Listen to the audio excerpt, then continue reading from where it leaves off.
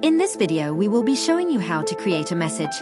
From the home screen, tap Messages or Create New Message. Select blank.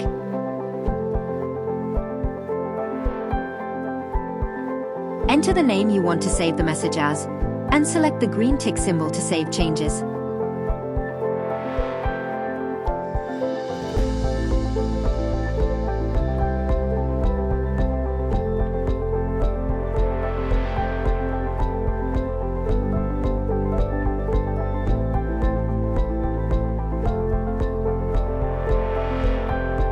Select the layout option to configure the message format. Select your desired configuration and select the green option to save.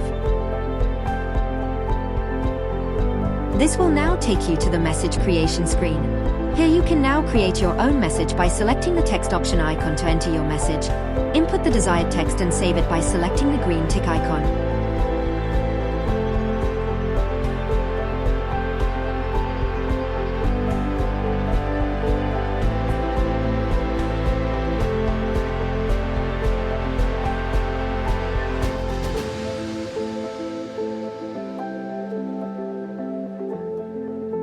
Once you have entered your text, select the green save icon to save your message, and then the green printer icon to send your message to print.